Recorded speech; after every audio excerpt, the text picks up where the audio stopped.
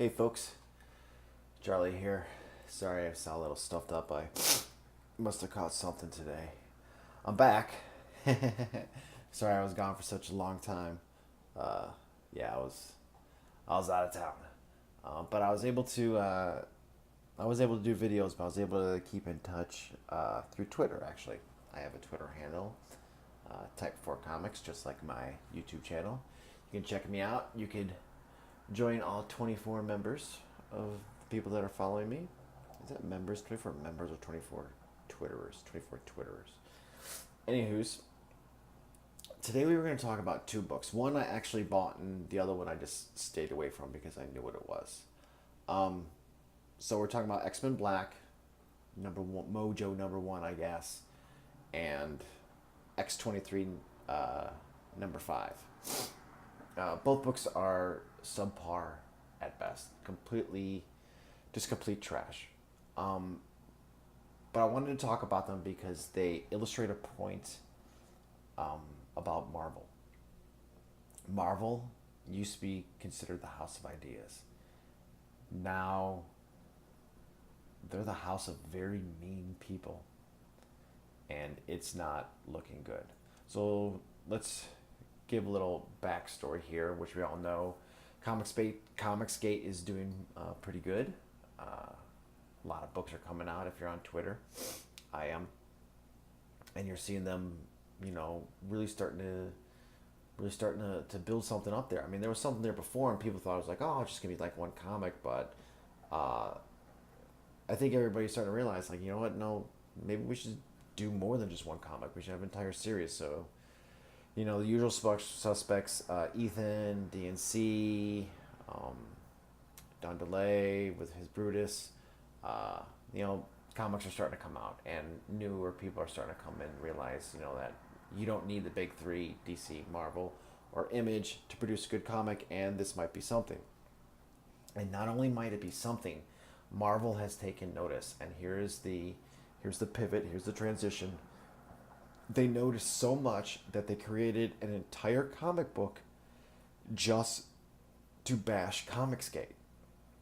Mojo number one, X-Men Black Mojo number one, is about Mojo not liking the current X-Men and wanting to bring back the old tried true and favorites.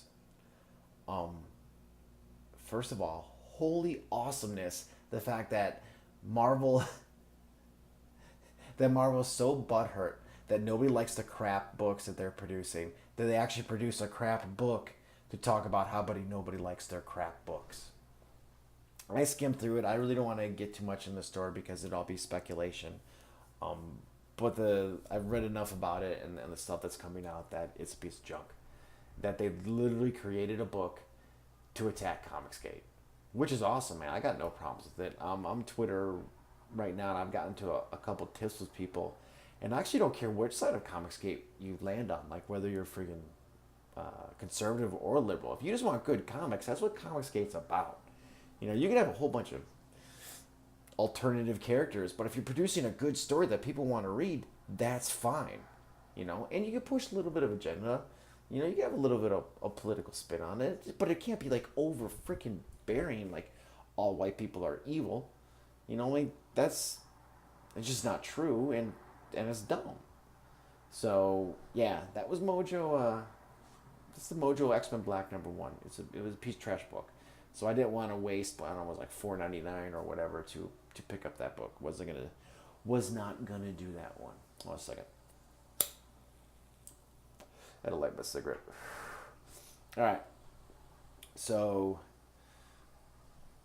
I mean, it kind of blows my mind that Marvel is so petty that they had to create a book just to make fun of Comicsgate. I mean, I'm cool with it. I mean, uh, who did I got into a tiff with somebody. I didn't get, well, they got into a tiff, and I'm just like, hey, dude, I don't really care. Because it's Twitter. I mean, like, who cares about Twitter? Sorry, it's a little windy, too. Um, and they're like, oh, because DNC's got that Knifehands. I'm like, cool it, Knifehands. And I'm in the military, and I love everything Knifehands.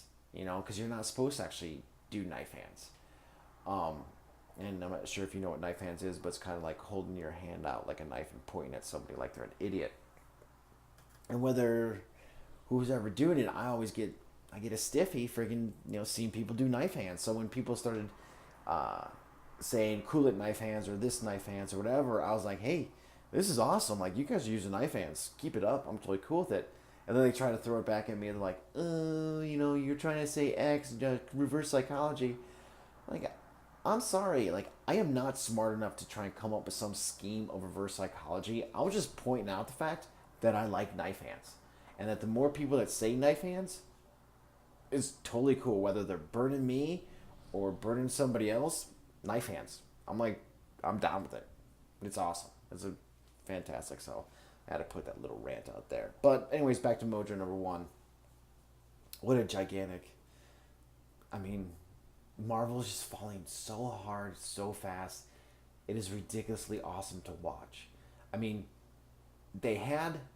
All right, so let's kind of look at it. So first, it was bad stories and bad political agendas that just weirded everybody out. So everybody was like, okay, this is not good. So we all started complaining, like, hey man, like listen, like you need to bring back the old characters and like put them the way they need to be. This is stupid. So then Marvel retaliated again by pushing even harder. But then their sales started to drop like big time. Well, they're not selling. They're over shipping books. Like this has already been Yellow Flash is all over this like freaking white on rice.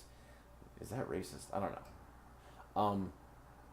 So like they're over shipping to try and pump up those numbers, and you're starting to read stories too. Like I was on one of the I forget, it was Bleeding Cool or something like that, and they were talking about, oh, comic book companies, not companies, stores are freaking ordering all these additional comics, because there's such high demand. I'm like, dude, if they were high demand, you wouldn't be freaking writing some stupid story about how they're in high demand. It's like, you just say like, hey, this is an awesome fun comic book. Like they had an entire list of like all these comics that they're like, oh, people want, and one was like Captain Marvel number one, which is like reboot what 1200,762. I mean, it's just getting stupid with those Captain Marvel reboots. Anywho's, um, man, I completely lost my spot. Oh yeah. Anyways, so the writing was bad, and then it got like super political. They turned Cap into a Nazi. We've been over that a whole bunch of times. That's just stupid. And their sales started to drop, and they started catching flack. And if you look at their art right now, it's horrid. I'm talking horrid art. This is like, I can't draw. All right, I'm gonna just.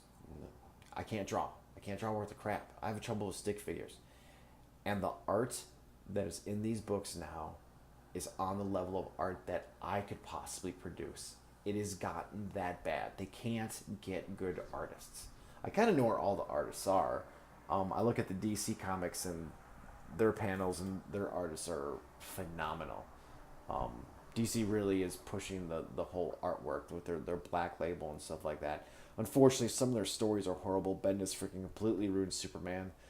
I'm getting on DC tangent. Sorry about this. I read something about 1004, like Lois Lane's back. I'm like, dude, what? And like, Bendis screwed up Superman so bad that you have to actually start promoting the fact that he was cucked and his wife's back now. I mean, it's pathetic. But that being said, DC art is really good, except when they do the whole digital stuff. That's just trash. But a lot of the books I picked up, Wonder Woman. Oh my God, it had like, I was knocking some dude about their covers because they were doing like these foil covers and stuff like that. But this Wonder Woman comic that I picked up, I haven't read it yet. I might do a review on it. I'm not quite sure. She just looks so. I gotta walk over. I gotta figure out which comic book this is. What comic book this is? It is Wonder Woman number 56. And I doubt the story inside the comic has anything to do with the cover, but Wonder Woman just looks absolutely fantastic. I mean, just I was like, okay, this is something. This is cool. So I picked that one up for the art. So, anyways, back to Mojo Black number one. Pick it up if you want. I mean, you're just throwing away your money, and you're just gonna read a story telling you that Comicsgate is kind of awesome, in a reverse psychology type of way, because Marvel's getting a little salty about the fact. Oh, here's another side story too. Since I just turned another one of my comic reviews into, it's not really a comic review, just into another rant. IDW is publishing another Marvel comic book, which leads me to believe that Marvel actually does not care about comics anymore, and that they're just gonna outsource all their comics. That they're just gonna be like, IDW, you're gonna produce all our comics for us, and we just don't care. So that's bad on Marvel Comics because they've destroyed their own imprint so bad that they're just going to give them away to people to make what little amount of money they can from them, which is bad on another point too, because if you don't have a fan base and you don't continue to grow it and to make it big, eventually people aren't going to give a crap about your product. And a perfect example of this is Buck Rogers. All right, Buck Rogers used to be not only Buck Rogers but also Flash Gordon. Those two properties used to be big, but people outgrew them. Their audiences that were kids, they stopped. They stopped getting their comics and stuff like that. And these are like olden time comics too. Like those two properties are pretty old. But if a Buck Rogers movie were to come out or a Flash Gordon movie were to come out, nobody would care. It might get some audience, might make some of its money, but it's not going to be super awesome blockbuster. I mean, a movie makes $1 billion. That's a lot of money, but Disney's got some margins they got to worry about. They got to pay a lot of people.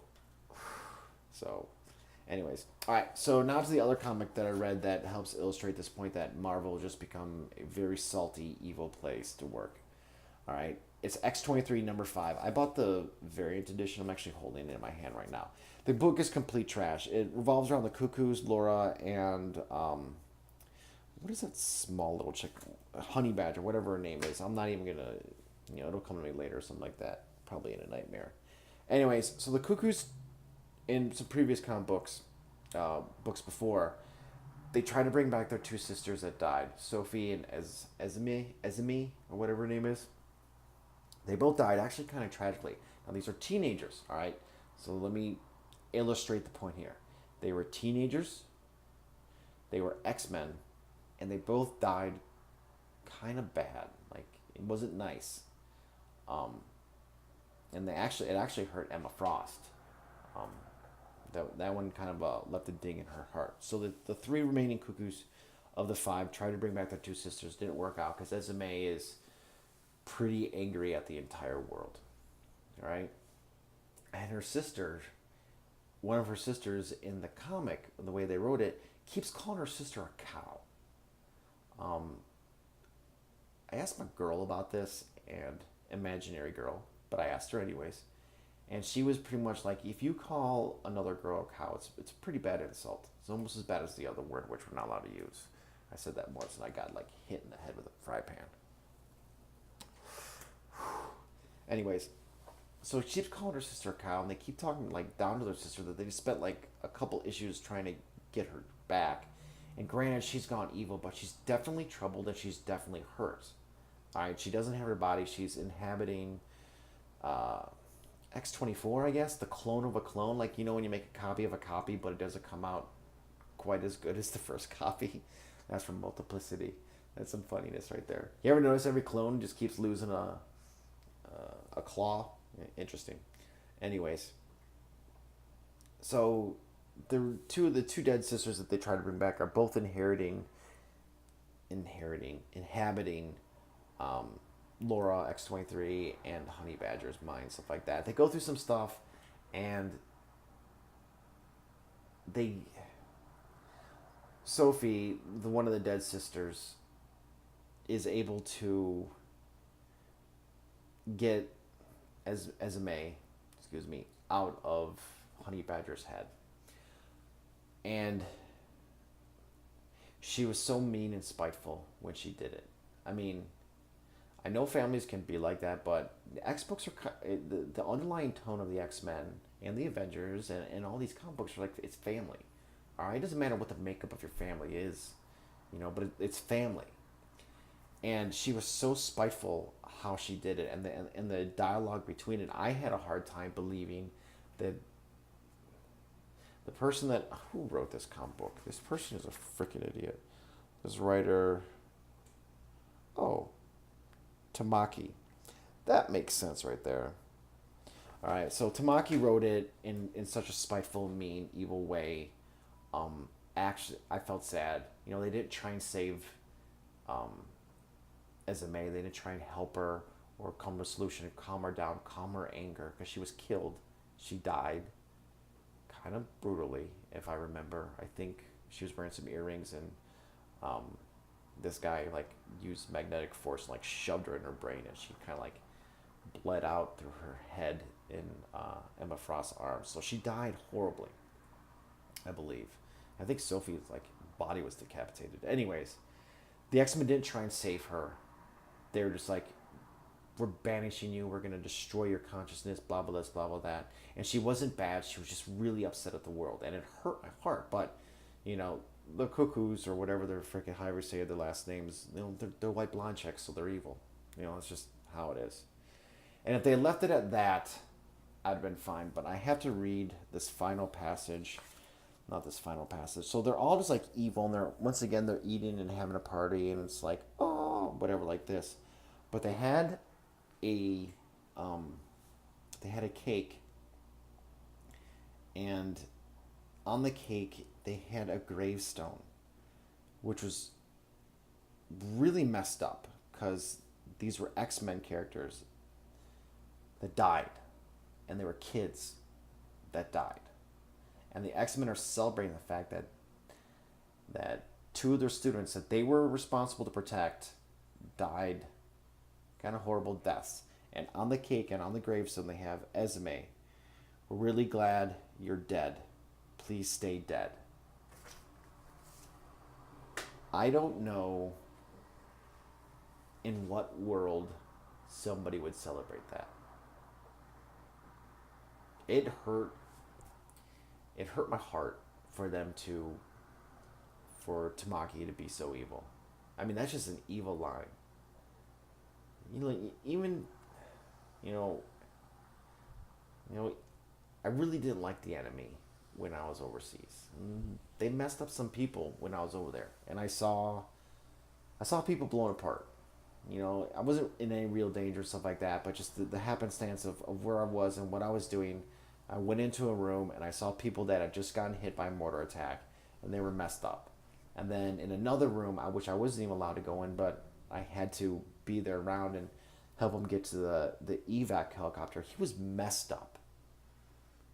All right. And the enemy did it, and they're callous, and they're super freaking evil. But I never wished harm on them. I didn't like their motives. If they were coming after me, I like to believe that I'd defend myself and step up to the plate and put them where they needed to be. But we didn't celebrate it. Even the most vicious of us that were over there, I mean, like, grunts can pretty much detach themselves from their emotions, like some evil vampire stuff. But we're trained not to be mean and spiteful about it. Because war is pretty much the worst thing in the world. All right, DNC's talked about it, and I think he's skirting around some of the issues. He did 3 combat tours, and that's some rough stuff, dude. I knew guys that did like 1 combat tour, and they have some troubles. My best friend did 2 combat tours. Yeah. Anyways, so this book was just evil. It was mean. It was spiteful. It didn't show relationship. It didn't show the interpersonal relationships that somebody would have. Even if a sister's on the opposite side, those sisters fought together. They were X-Men together. The X-Men lost them because they were dealing with some other freaking problems. So students of theirs died, and they didn't attempt to save them. Now, this was all before X-23 came along too, but she's an X-Men, and the X-Men have a standard. They try and save people. If you look at the old comic books, they were always trying to freaking get Magneto to realize that he needs to be using his powers for good. And when they would get him over to use his powers for good, they'd be like, whatever. And, like, who was that blue chick? Mystique. Like, trying to, like, they didn't even really save Mystique. They're just like, oh, Mystique's good now. I think S.H.I.E.L.D. did some sort of stupid thing where they're, like, reverse psychology or some stupid crap, and they just kind of, like, flipped everybody, and the good guys were bad, and the bad guys were good, and then they flipped it back, and the bad guys that they wanted to be good guys stayed good, like Sabretooth. I mean, that dude's freaking evil. I'm like, if anybody would, on the X-Men team would like actually wish somebody harm, Sabretooth. That dude ate people. It was evil. But for how they did those two girls there, and for that topping cake of the gravestones, a gravestones on a cake, celebrating the death and loss of a fellow X-Men that they were unable to save, that they did not attempt to save. It's some pretty cold crap. And that just reiterates what I started um, this entire, video about, I guess. Uh, Marvel's not a nice place. They're not nice people. They're not. They're mean and they're spiteful. And that's sad. I actually feel sad for Marvel. Because Marvel used to. Dude, I remember when I was a little kid, and I'm going to wrap up this story after I tell this one last story. When I was a little kid, I used to have like a small allowance, like $10. It was like $10 every 2 weeks or a month or something like that, I remember. And I would walk 3 miles to the mall. I would pick up an Uncanny X-Men, and then I'd walk to the food court and I'd get some sweet and sour chicken, an egg roll and some rice, and a drink, little meals that they had there. This is before Panda. And I would sit there. Man, it's getting windy out. It's dangerous. Eat my food and read a comic book and then walk 3 miles back, and it would be an absolute fantastic perfect day. I would just be like, oh my god. Sorry, I had to close my window. It would be like this. Looking back on those times right now, I mean, it's like I lived a good life. That was a good time. Yeah. So I don't know. I had to move away from my window. Sorry. All right, so I'm gonna close it up now. Yeah. So, anywho's, I don't know. I brought myself down. Hit the bell for notifications. Hit the button to subscribe. Got myself 16 subscribers on YouTube. Got 24 on the Twitters.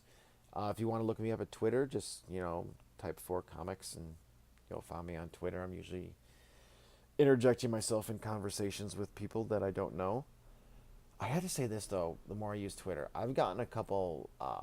I've had like one or two conversations back and forth with some of the people that have really pissed off Ethan and DC. And if you come at them with like a nice cordial attitude, they don't know what to do, and it's awesome.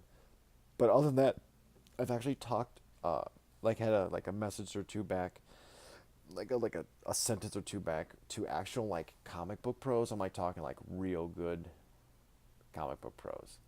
And when they message you back or like something that you've said, it's kind of awesome. Not gonna lie.